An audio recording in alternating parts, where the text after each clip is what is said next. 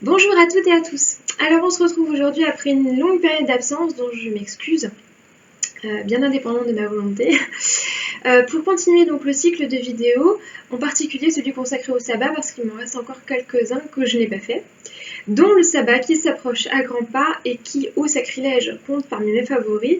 J'ai nommé le sabbat d'Imolc. Compte parmi mes favoris, contrairement à beaucoup de gens. Je sais que c'est pas un sabbat qui est trop apprécié, connu, je ne sais pas. Peut-être que beaucoup d'entre vous souffrent de la dépression post-Noël. Et donc, Imolc, pour eux, c'est triste. Moi, étant un Grinch, je suis très soulagée que Noël soit derrière moi. Et donc, j'accueille Imolc avec plaisir et joie. Alors, je suis le Grinch, certes, mais j'aime quand même les décos. Et donc mes décorations de Yule Noël restent en place jusqu'à une semaine, 2 semaines avant Imolc, histoire de réchauffer un peu la maison en ces froids jours d'hiver. D'où le sapin et le tintouin. Faites abstraction. Alors Imolc, c'est un sabbat d'origine celtique qui a retrouvé pas mal d'émules dans beaucoup d'autres mythologies, beaucoup d'autres traditions, beaucoup d'autres religions, hein, comme beaucoup de sabbats. On sait qu'on n'invente rien. Rien ne se perd, rien ne se crée, tout se transforme.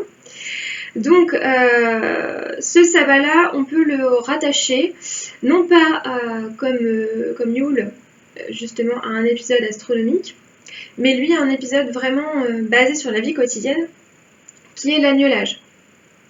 Si vous vivez à la campagne, si vous avez la chance comme moi d'être entouré de prés avec des élevages, avec des champs, etc., et que vous avez chez vous ces petites bêtes sympas qu'on appelle les moutons, vous avez déjà dû remarquer que fin janvier, début février, fleurissent dans les prés de petites bouboules de laine qui galopent en bêlant après les hypothétiques papillons ou des petites choses comme ça, qu'on appelle des agneaux.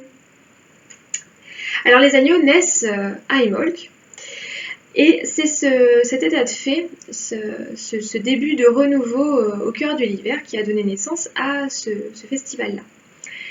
Alors Imolc signifierait, à prendre avec des pincettes comme toutes les étapes étymologiques, signifierait dans le ventre, ce qui serait du coup logique à associer avec l'idée de gestation de l'agnelage. On appelle aussi cette fête Oimelc, je ne sais pas si je le prononce correctement, qui signifie lait de brebis pour la même raison. On retrouve également d'autres appellations postérieures. Le catholique Candlemas anglais qui a donné le chandeleur français. Donc là, on sort de l'idée de gestation pour aller vers une idée de lumière, puisqu'on parle d'un festival des bougies, un festival des chandelles, candle pour Candlemas et chandelle pour chandeleur, où on retrouve une certaine continuité du coup avec l'idée de lumière véhiculée à Yule sous forme de bûche, et à Imolc sous forme de bougie. On retrouve aussi une appellation, semble-t-il, plus récente de Brigantia, qui est en lien avec la déesse celte Bride, qu'on peut aussi appeler Birgit ou Birgit, tout dépend comment vous avez envie de prononcer. Déesse qui est particulièrement mise à l'honneur à ce moment-là donc de l'année. Donc c'est un sabbat qui n'a pas vraiment de date, si vous voulez, fixe, contrairement aux solstices et aux équinoxes qui sont des événements astronomiques. Donc en fait, c'est un sabbat que vous allez fêter un peu au flair. Alors généralement, les dates admises sont le 1-2 février. Après, certaines personnes choisissent de le fêter à la pleine lune, choisissent de le fêter au moment le plus opportun. Ceux qui sont à la campagne vont choisir évidemment la naissance des agneaux. C'est à vous de voir, ou une neige, parce que c'est aussi associé à la neige, c'est à vous de voir ce qui, en vous, résonne le plus avec ce festival-là, puisque aujourd'hui, on n'a pas franchement de date tout à fait permanente pour Imolc, comme pour les 4 autres festivals d'ailleurs, de lumière, que sont donc les sabbats de Beltane, de Lunasa et de Samhain. Donc, il faut savoir que chez les Celtes, contrairement à chez nous, à notre calendrier actuel, Imolc ne tombait donc pas en plein milieu de l'hiver, mais bien au début du printemps. Je rappelle donc que solstice et équinoxe, à cette époque-là, n'étaient pas des débuts de saison, mais des apogées, donc des milieux. C'est pour ça qu'on appelle Yule mid-winter et qu'on appelle Lisa mid-summer, milieu de l'hiver et milieu de l'été. On est au milieu. Du coup, Imolc, contrairement à nous, on n'est pas au milieu de l'hiver, on est donc à la fin de l'hiver, au début du printemps. Et c'est un sabbat particulièrement important puisque les Celtes divisant l'année en 2 parties, une partie sombre et une partie claire, ce sabbat marque aussi le début de la partie claire, donc la fin de la moitié sombre et le début de la moitié claire. On va, quoi qu'il en soit, vers le mieux. Même si le pire de l'hiver peut encore venir nous titiller, on sait qu'on va aller vers le mieux. Alors nous, sous nos latitudes, ça peut nous sembler un peu étrange. Vous allez me dire, attends, début février, ma fille, tu yoyotes, c'est Aglagla Scooby-Doo dehors.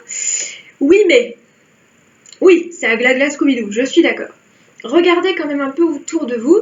Allez mettre le nez dans votre jardin et vous allez voir qu'il y a du vert qui commence à pointer le bout de son petit museau. Vous allez voir des jeunes pousses de crocus, vous allez voir des jeunes toutouffes de pâquerettes qui commencent à venir dire tiens c'est beau. Vous allez avoir peut-être même des violettes si vous avez de la chance. Vous allez avoir les premiers coucous qui vont péniblement s'extirper de l'intérieur. Si vous avez les arbres, vous allez voir que les branches sont plus aussi sèches qu'il y a un mois. Au contraire, il y a un peu de sève dedans.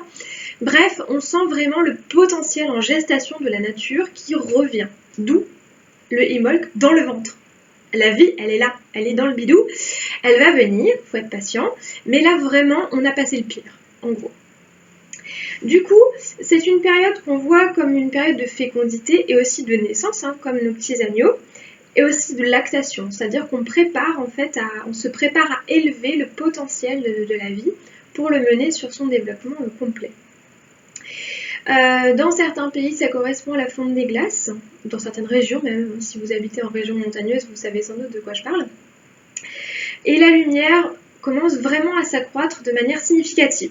Alors évidemment, vous allez me dire, vieille, tu débloques, la lumière, elle a commencé à augmenter à Yule. Oui. Enfin, on ne voit pas trop non plus, on est d'accord. On le sait parce que Evelyne Delia nous dit qu'on va gagner 1 minute et demie de soleil. C'est pas flagrant. Vous allez voir qu'à partir d'Imbolc, oui, c'est flagrant. Là, on commence à se rendre compte que vraiment la nuit tombe plus tard, le jour se lève plus tôt, le soleil est un peu plus fort, on commence à le sentir, ça y est, il réchauffe, enfin, on est en plein soleil, on commence à sentir un peu le chaud. Donc, ça y est, on commence à aller quand même vers quelque chose d'un peu plus doux. Même si février a souvent, pardonnez-moi l'expression, quelques coups de pute à nous réserver, on sent qu'il est moribond l'hiver, il est en train de crever. Lentement, il n'a pas envie de lâcher, mais il crève, lentement. Donc on va voir aussi les personnages. Vous voyez les personnages. Voilà, le personnage c'est la fleur de Yule par excellence. Le personnage c'est le warrior de la faune locale. Fleur locale. Donc c'est la fleur qui va faire la nique à la neige et dire attends, moi je m'en fous, je pousse. Neige ou pas neige, c'est pas grave, j'y vais. Donc là, on se rend bien compte que l'hiver, il est over. C'est fini. Il a beau mettre encore des petites gelées sur le coin du pif le matin, il va s'arrêter là. Du coup, ce festival est un festival essentiellement féminin. Alors, ça ne veut pas dire que les hommes ne peuvent pas le fêter, ne me faites pas dire ce que je ne dis pas. Ça veut dire qu'on est vraiment dans l'idée du potentiel créateur et du potentiel maternant. Alors, ça ne veut pas dire que c'est un festival dédié aux femmes. Ça ne veut pas dire que c'est un festival féministe.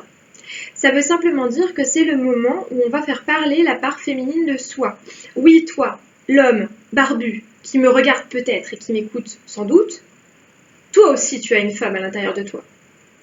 Laisse-la sortir. Bref. Donc c'est le pendant de Lunasa, si vous voulez. Lunasa, c'est l'inverse. Nous, femmes, nous faisons sortir notre potentiel masculin, notre virilité intestine. Là, c'est l'inverse. On fait sortir le côté maternel, le côté fécondité, fertilité, donc qui est lié à cette période particulièrement intense. Niveau travail de la nature, ça se voit pas. C'est pas des choses qui vont fourmiller comme au mois d'avril, par exemple, mais la nature, elle bosse. Elle est vraiment en plein travail. Donc, c'est le moment d'honorer ça. Évidemment, c'est un renouveau. Alors, on va souvent retrouver ça dans les sabbats. On va souvent me dire, ouais, enfin, c'est le renouveau à chaque fois. Et bah oui, parce que finalement, la vie ne fait que ça, se renouveler. On est dans un cycle constant de vie, mort, renaissance, vie, mort, renaissance. Donc forcément, on est sans arrêt dans quelque chose de cyclique qui va se renouveler. Alors, on a l'impression que le cyclique est redondant. Non, ça peut être une spirale ascendante aussi. On regarde ce qui s'est passé l'année d'avant et on essaye de s'élever un petit peu au-dessus. Donc, c'est le moment de célébrer les changements. les changements en soi et les changements à l'extérieur, évidemment. Et c'est aussi le moment, pour cette raison-là, de renouveler les engagements. Si vous avez fait une auto-initiation ou si vous avez été initié, si vous avez pris des vœux par rapport à votre spiritualité, c'est le moment de les renouveler, par exemple.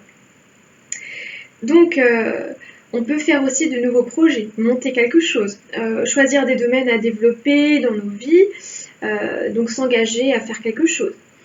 C'est pour cette raison que la plupart des rites d'initiation ont lieu à ce moment-là de l'année, parce qu'on est dans un départ. On se débarrasse du vieil hiver et on va vers le nouveau.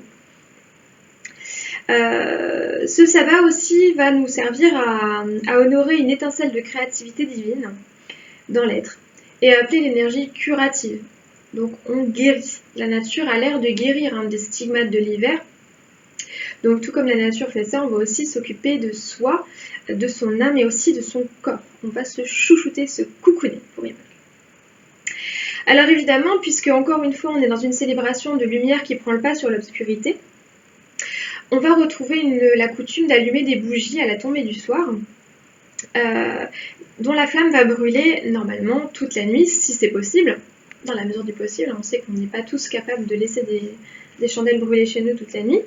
Donc c'est l'idée cette fois-ci, non pas comme à Yule d'avoir une lumière, on va dire une lumière un peu éthérée, un peu divine, un peu palote, quoi, mais brillante mais palote d'un jeune soleil sur le déclin.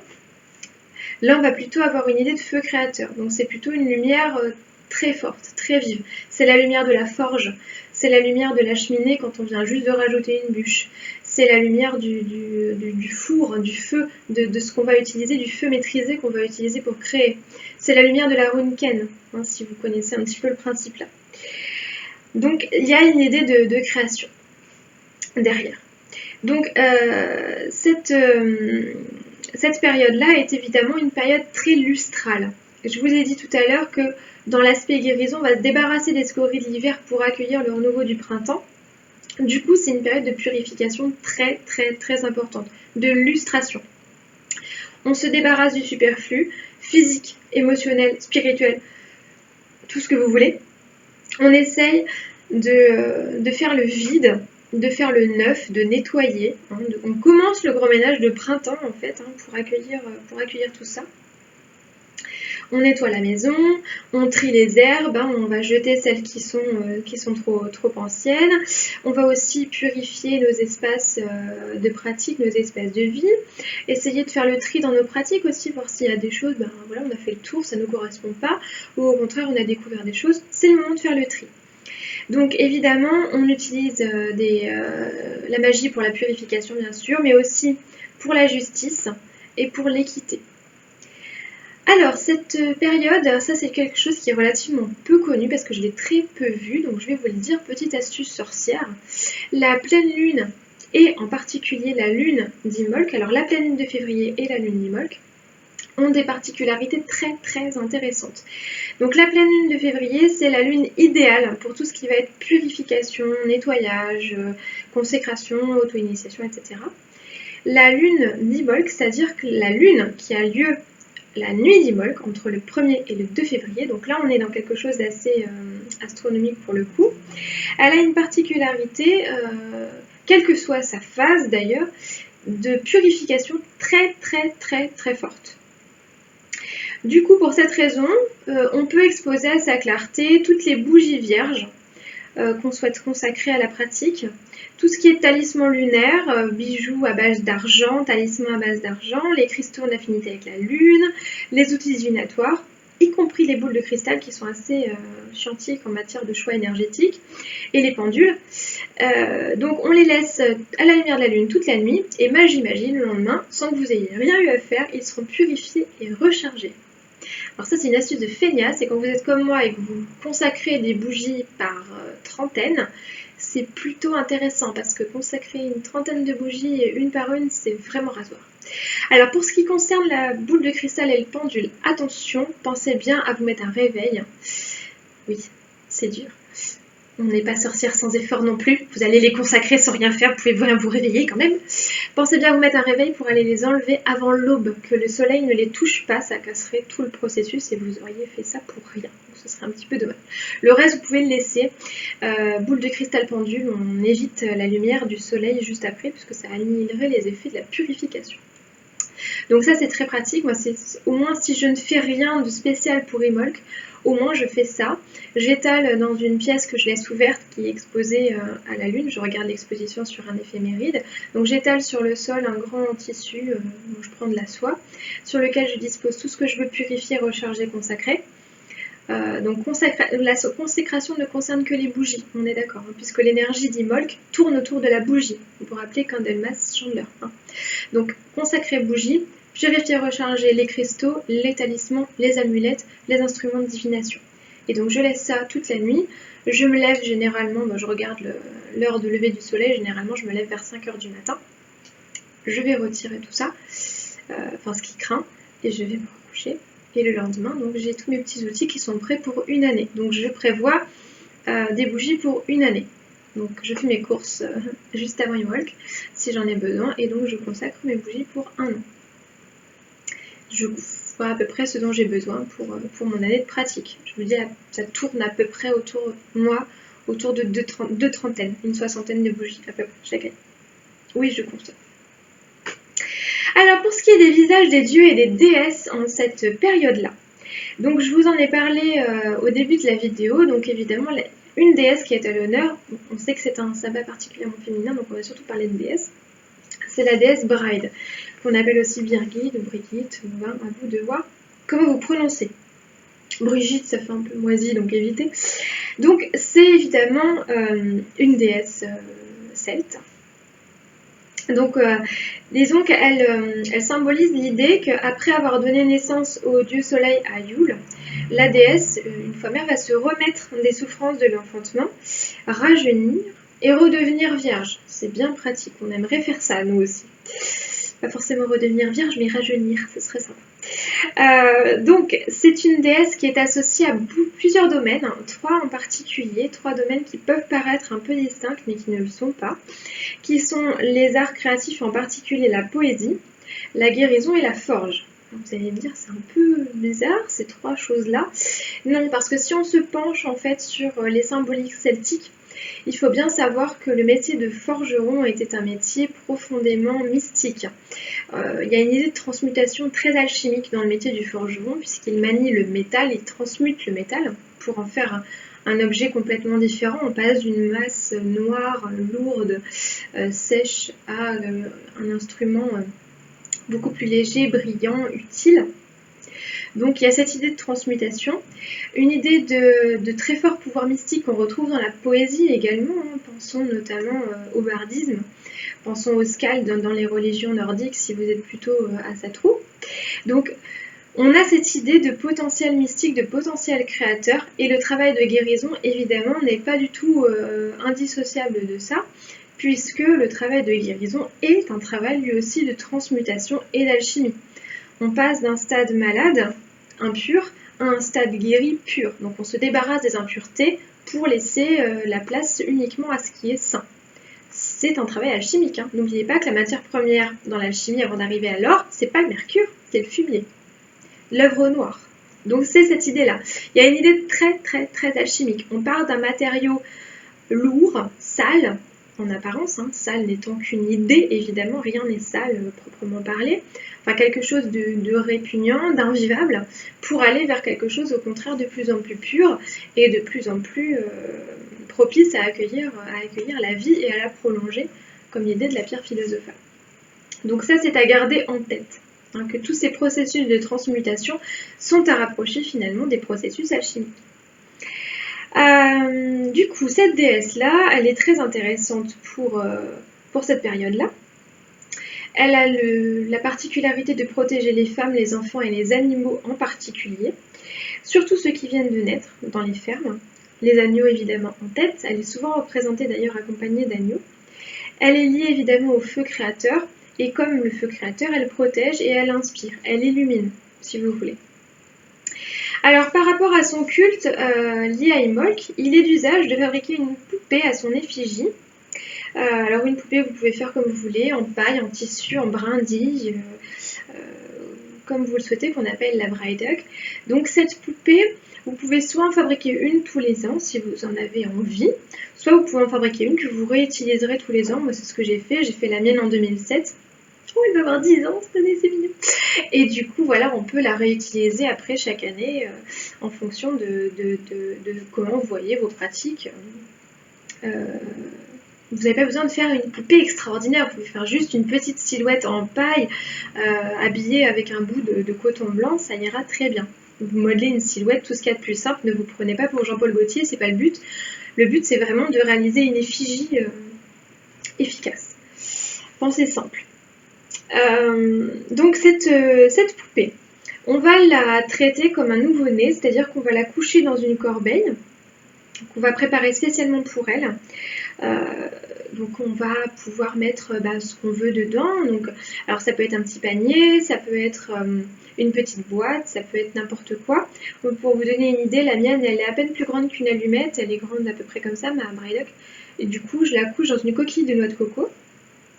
Et je lui ai tricoté plusieurs sets de couvertures et de coussins que je sors donc en fonction de mes envies. Alors des fois je lui en tricote un nouveau set, des fois je lui fais autre chose. Enfin je lui fais quelque chose chaque année. Soit je vais lui faire une bougie, soit je vais lui écrire un poème. Je lui crée quelque chose. Soit je lui fais un nouveau linge de lit. Donc le linge de lit je l'ai refait il y a 2 ans. Donc là je ne vais pas le refaire. Donc cette année je vais lui écrire un poème. Donc voilà, je lui fais ça.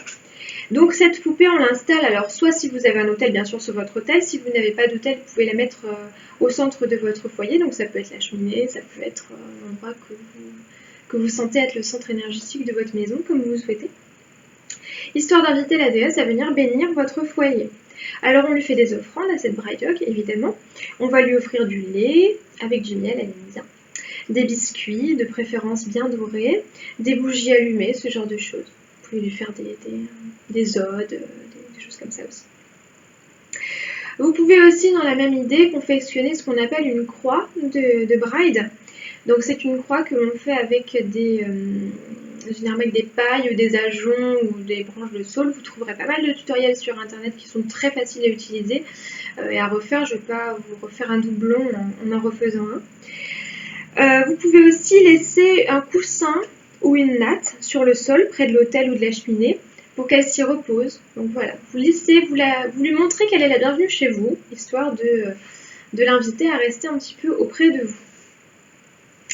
Vous pouvez évidemment lui confier vos souhaits, les projets à réaliser et que vous souhaitez qu'elle protège. Vous pouvez lui confier des êtres chers, donc des gens ou des animaux comme vous le souhaitez. Vous pouvez lui confier des plantes aussi, ça marche assez bien. Vous pouvez lui composer, comme je vous ai dit, des poèmes. Vous pouvez aussi lui confier vos graines que vous allez planter au printemps. C'est une idée aussi. Bref, vous lui donnez, vous lui confiez ce que vous voulez faire pousser, faire grandir, faire naître, faire se développer lentement.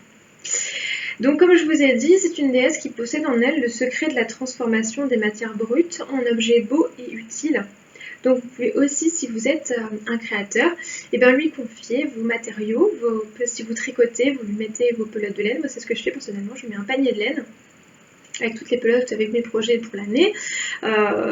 Si vous sculptez le bois, vous pouvez lui mettre votre bois. Si vous faites des bougies, vous lui mettez votre cire, etc. etc. Donc vous pouvez lui donner le matériau brut et elle vous aidera à y distiller votre inspiration divine.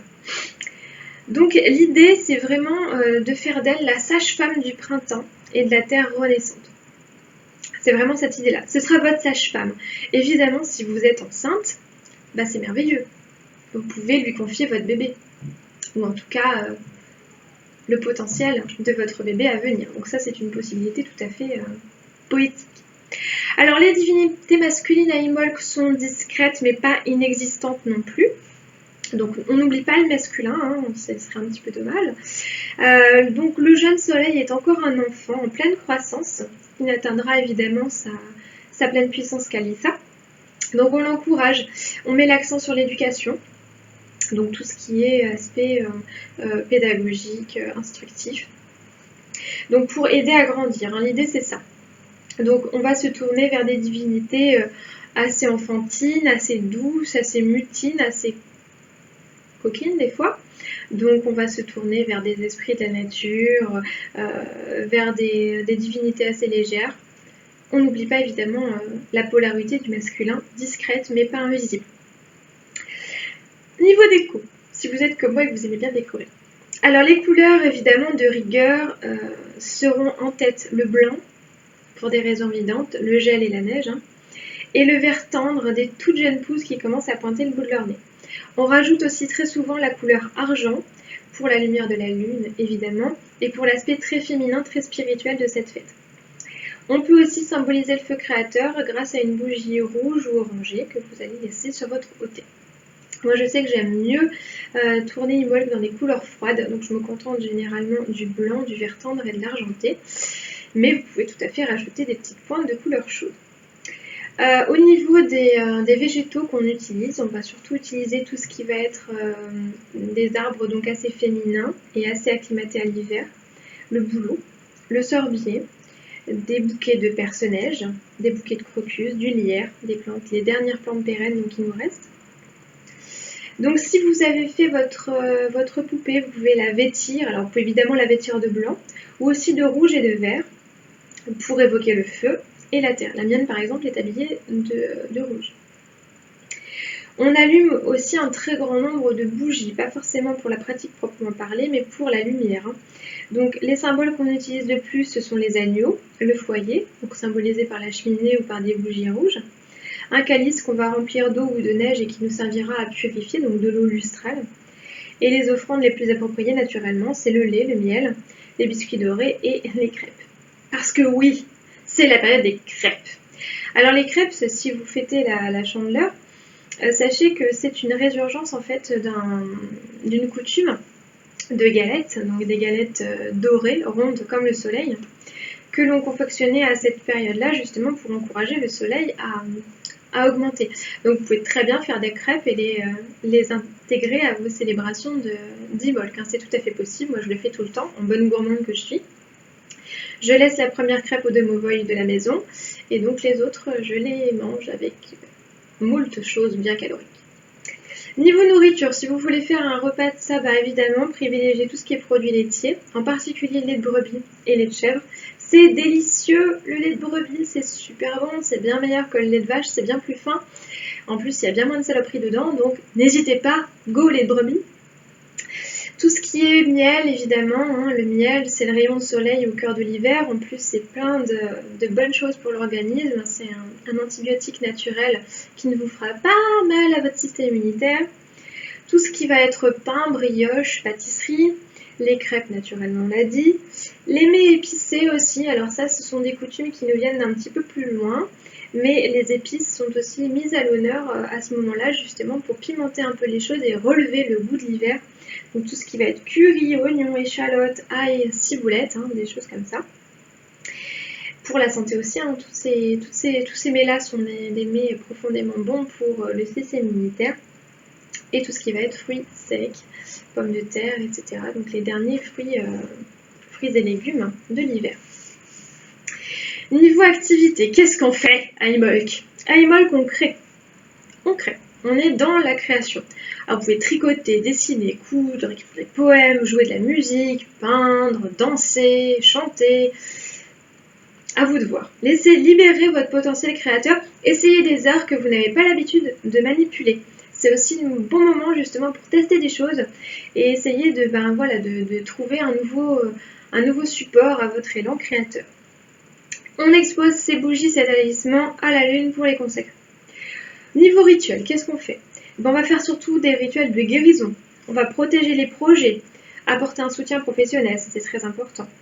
Purifier, on va faire son initiation si on en a envie. Je reviendrai sur l'initiation dans une autre vidéo, ça me semble important. Vous n'avez pas besoin d'un grand Manitou pour vous initier, vous pouvez le faire tout seul, comme un grand.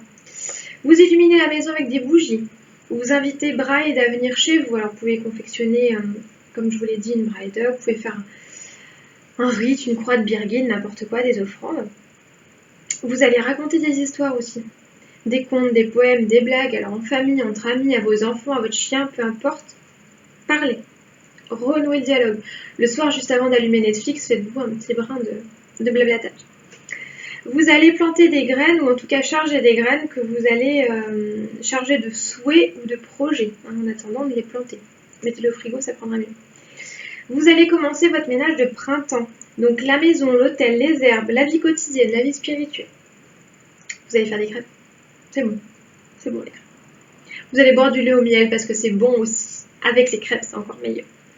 Vous pouvez prendre un engagement. Par exemple, un engagement d'entretien du monde naturel. Par exemple, vous allez promettre à la nature par exemple, à chaque fois que vous allez faire une balade en forêt, au lieu de passer à côté des déchets et de dire « Oh là là, les gens, c'est vraiment des dégueulasses », vous allez dire « Oh là là, les gens, c'est vraiment des dégueulasses », et puis ramasser les déchets pour aller les jeter après. Je sais que beaucoup d'entre vous le font. C'est une chose importante. C'est bien de voir ce que les autres font mal. C'est encore mieux de le rattraper si on le peut. Vous allez vous promener, vous allez voir les premiers signes du printemps. Vous allez essayer de voir comment la nature se réveille. Prenez le temps du silence. C'est très important à Imolc d'écouter le silence. Il se passe beaucoup de choses dans le silence, qu'on néglige beaucoup avec le bruit de la vie quotidienne. Niveau petites coutumes sympas, petits rituels tout bêtes à faire, quelques petites idées parmi mes préférés. Toujours dans la catégorie je bouffe du Nutella, on fait sauter des crêpes en tenant une pièce d'argent ou d'or dans la main, donc la main qui fait sauter la crêpe, pour assurer la prospérité du foyer toute l'année. Donc moi j'ai un louis d'or que je garde uniquement pour ça. Cueillir des perce-neige aussi. Si vous faites sécher les fleurs du perce-neige et que vous les gardez dans un sachet blanc ou argenté, elles vous permettront d'accroître tout ce qui va être dons psychiques. Donc gardez-les sur vous quand vous faites la divination, sur votre oreiller pour faire des rêves prophétiques, etc. Vous pouvez aussi faire le rituel du manteau de bride, qui est assez sympa, que j'ai testé et approuvé depuis pas mal d'années. Donc vous laissez toute la nuit un vêtement. Alors ça peut être n'importe quoi, moi j'utilise une écharpe. Vous pouvez prendre un foulard, un pull, un legging, un t-shirt, un pantalon, ce que vous voulez, un vêtement. Que vous allez étendre à l'extérieur. Donc si vous avez un jardin, vous pouvez le mettre dans les branches d'un arbre. Moi c'est ce que je fais, je le mets dans mon cerisier. Si vous n'avez pas de jardin, moi ce que je faisais avant, c'est que je la pliais dans une assiette et que je laissais l'assiette sur le rebord de la fenêtre, d'où l'intérêt d'avoir un truc pas trop volumineux. Vous pouvez laisser votre manteau, si vous avez envie, vous laissez votre manteau. Vous laissez un vêtement dehors toute la nuit. Pour que Birgit puisse venir donc le bénir. Donc l'idée c'est qu'elle va y poser la main pendant la nuit et que ce vêtement sera chargé d'un pouvoir de guérison assez fort. Sachant, fait intéressant, que ce pouvoir de guérison s'accroîtra d'année en année. C'est-à-dire que si vous laissez le même vêtement, plus vous allez le laisser souvent, et plus son potentiel de guérison sera fort. Plus vous allez le laisser d'année en année, et plus il sera efficace. Donc moi, je vous ai dit, j'ai une écharpe que je laisse depuis une petite dizaine d'années.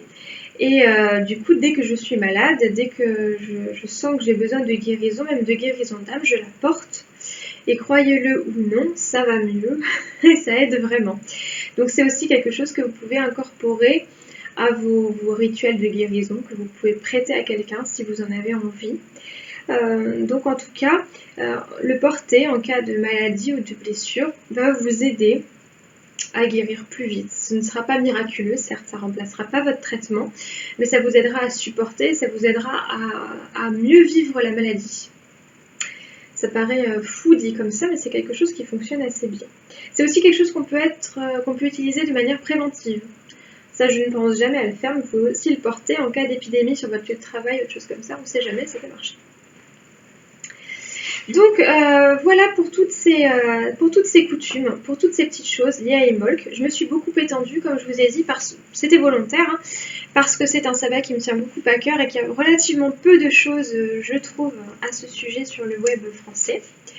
Si vous avez des questions, si vous avez envie de partager vous aussi votre vision d'Imolc ou vos propres traditions, vous n'hésitez pas.